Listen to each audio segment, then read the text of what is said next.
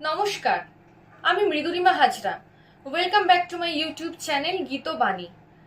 আগের এপিসোডে আমি তোমাদের দেখিয়েছিলাম কিভাবে হারমোনিয়ামের বেসিক স্বর অর্থাৎ সপ্ত স্বর সারেগামা পাধানি তোমরা উইথ ফিঙ্গারিং রেওয়াজ করবে, কিভাবে তোমরা সেটা থ্রোয়িং করবে সেগুলো। আর আজকের এপিসোডে আমি তোমাদের দেখাবো শুদ্ধ স্বর অর্থাৎ এই সপ্ত স্বর ছাড়াও বিকৃত স্বর আছে কিছু, সেগুলো হচ্ছে কোমল এবং কড়ি। সেগুলো সম্বন্ধে তোমাদের অবশ্যই পরিচয় করাবো। তার আগে তোমরা আমার চ্যানেলটিকে অবশ্যই সাবস্ক্রাইব করে দিও, যাতে আমার পরবর্তী ভিডিওগুলো তোমরা খুব সহজেই নোটিফিকেশন পেয়ে যাও।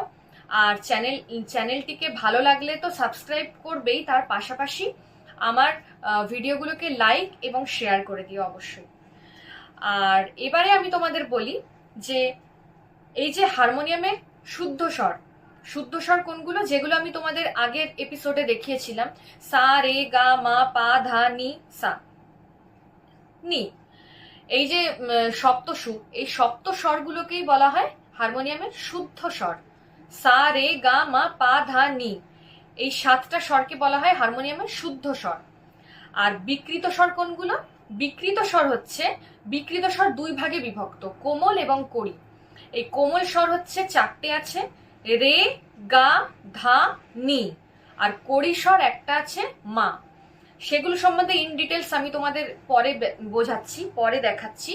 এখন আমি আপাতত তোমাদের বলবো যে একটা ইনফরমেশন দিচ্ছি যে তোমরা জানো প্রাচীনকালে একটা খুব সুন্দর বাদ্যযন্ত্র ছিল বীণা, যেটা আমরা এখন মা সরস্বতীর হাতে দেখি।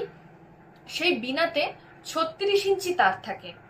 সেই 36 ইঞ্চি তারের সুষম অবস্থায় শটান দশায় যে প্রথম স্বর সৃষ্টি হয়েছিল বা প্রথম টঙ্কার প্রথম ধ্বনি সৃষ্টি হয়েছিল, সেটাকে বলা হয় আদি স্বর, অর্থাৎ তার নাম দেওয়া হয় সরোজ।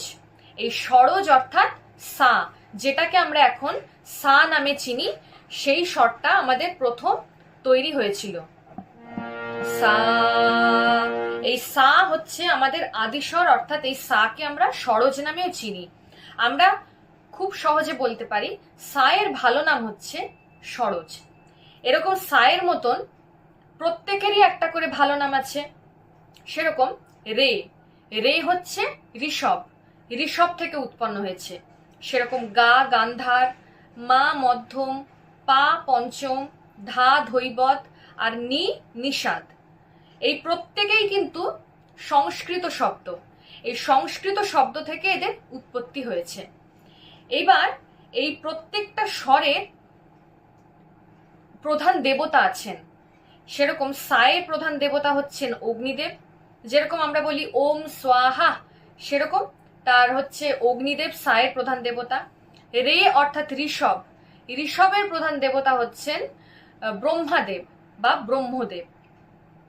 গা অর্থাৎ গান্ধার, গান্ধারের প্রধান দেবতা হচ্ছেন দেবী সরস্বতী। মা অর্থাৎ মধ্যম, মধ্যমের প্রধান দেবতা হচ্ছেন ভগবান শিব। পা বা পঞ্চম, পঞ্চমের প্রধান দেবতা হচ্ছেন ভগবান বিষ্ণু। আর ধা, ধা বা ধৈবত, ধৈবতের প্রধান দেবতা হচ্ছেন ভগবান গণেশ। আর নি বা নিষাদ, নিষাদের প্রধান দেবতা হচ্ছেন সূর্যদেব। এইবার এই যে সপ্তস্বর, এই সপ্তস্বর কিন্তু এক একটা পশু পাখি অর্থাৎ জীবজন্তুর ডাক অনুকরণ করেই এসছে, মানে তাদের ডাক থেকেই এদের এই সাতটা স্বরের উৎপত্তি হয়েছে। সেগুলো কি কি আমরা আগে জেনে নিই। সেগুলো হচ্ছে সায়ের উৎপত্তি হয়েছে ময়ূরের ডাক থেকে। রে বা ঋষভ, সা বা সরোজ বলেছি আগে, রে বা ঋষভ, ঋষভের উৎপত্তি হয়েছে বৃষ বা ষাঁড়ের ডাক থেকে। গা বা গান্ধার, গান্ধারের উৎপত্তি হয়েছে ছাগলের ডাক থেকে। মা বা মধ্যম, মধ্যমের উৎপত্তি হয়েছে বকের ডাক থেকে। পাখি একটা বক, সে বকের ডাক থেকে। পা বা পঞ্চম, পঞ্চমের উৎপত্তি হয়েছে কোকিলের ডাক থেকে। ধা বা ধৈবত, ধৈবতের উৎপত্তি হয়েছে ঘোড়ার ডাক থেকে। আর নি বা নিষাদ, নিষাদের উৎপত্তি হয়েছে হস্তি বা হাতির ডাক থেকে। এইবার তোমাদের একটা কথা বলি যে এই সা রে গা মা পা ধা নি সা প্রত্যেকেরই তো একটা তাৎপর্য তোমরা দেখলে। এইবারে আমরা শিখব যে কোমল আর কড়ি কিভাবে এলো।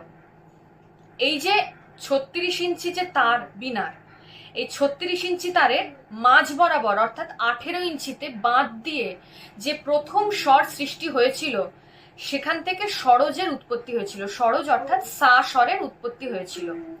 এবারে সেই তারপর থেকে নানান রকম স্বর ও নানান রকম জায়গায় নানান রকম বাঁধ দিয়ে এই সপ্ত স্বর তৈরি হয়েছিল।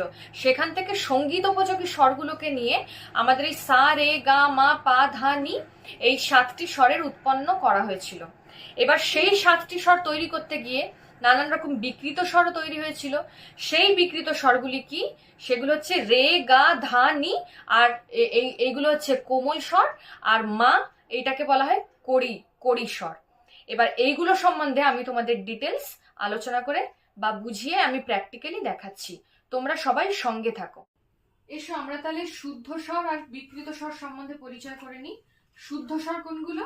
সেগুলো হচ্ছে, একবার করে নিই আমরা, সা রে গা মা পা ধা নি সা, সা নি ধা পা মা গা রে সা। এই পুরোটা হচ্ছে শুদ্ধ স্বর আমি এখন করলাম। এবারে তোমাদের দেখিয়ে দিই কোনটা বিকৃত স্বর। বিকৃত স্বর কোনগুলো?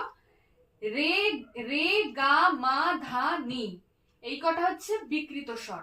আর এর মধ্যে বিকৃত স্বরের আবার দুভাগ আছে, কোমল আর কড়ি। কোমল কোনগুলো? রে গা ধা নি। আর কড়ি হচ্ছে একটা আছে মা, সেটা কোনটা দেখিয়ে দিচ্ছি। রে, এইটা হচ্ছে, এই রেটা হচ্ছে বিকৃত রে, মানে হচ্ছে কোমল রে, বিকৃত স্বরের মধ্যে অবস্থিত কোমল রে। রে এটা দেখো ঠিক সা, সায়ের ঠিক নিচে অবস্থিত রে। রে আর গা, কোমল গা কোনটা? গা, এটা হচ্ছে কোমল গা। তাহলে শুদ্ধ রে কোনটা হলো? রে। কোমল রে কোনটা? রে। দেখো সা রে গা মা, এটা হলো। কিন্তু আমি কোমল দিয়ে যদি বলি সা রে গা মা, এটা হলো। তাহলে দেখো শুদ্ধ রে শুদ্ধ গা আর কোমল রে কোমল গার মধ্যে পার্থক্য বুঝলে? এবারে আমি তোমাদের দেখিয়ে দিই কড়িমা কোনটা। মা, এটা হচ্ছে কড়িমা। মা, শুদ্ধ মায়ের ঠিক নিচে অবস্থিত কড়িমা, এই যে কড়িমা। আর মা, মা, মা শুদ্ধ মা, মা কড়িমা, এটা হচ্ছে কড়িমা। এবারে ধা, ধা নি, এই ধা নিও হচ্ছে বিকৃত স্বরের মধ্যে পড়ে, মানে কোমল স্বরের মধ্যে। ধা, এই ধাটা কিন্তু কোমল ধা, ধা। আর শুদ্ধ ধা কোনটা? ধা, শুদ্ধ ধা, ধা কোমল ধা, ধা শুদ্ধ ধা। এবারে নি, নি হচ্ছে কোনটা? নি, কোমল নি, নি শুদ্ধ নি, নি কোমল নি, নি শুদ্ধ নি। বুঝলে? তাহলে এবারে আমরা করছি কি, রে গা মা ধা নি, এই কটা হচ্ছে বিকৃত স্বর। এর মধ্যে রে গা ধা নি, এই কটা হচ্ছে কোমল স্বর। আর মা, এটা হচ্ছে কড়ি স্বর। তাহলে বুঝলে তো কোনটা কোনগুলো তাহলে শুদ্ধ স্বর আর কোনগুলো কোমল স্বর? এইবারে কোনটার থ্রোয়িং কিরকম হয় সেটা বলি।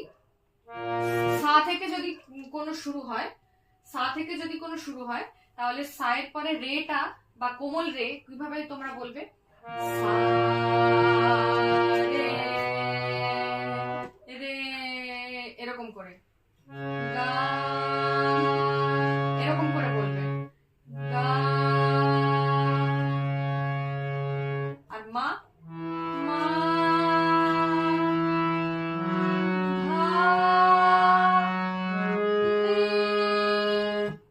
রেটা সবসময় তোমরা দুলিয়ে বলবে, আর মানে এইভাবে বললে বেশি শুনতে ভালো লাগবে। এরপরে তোমরা মানে এই কোমল রে, কোমল গা, এইগুলো জেনারেলি মানে রাগ রাগ তৈরি করতে সাহায্য করে।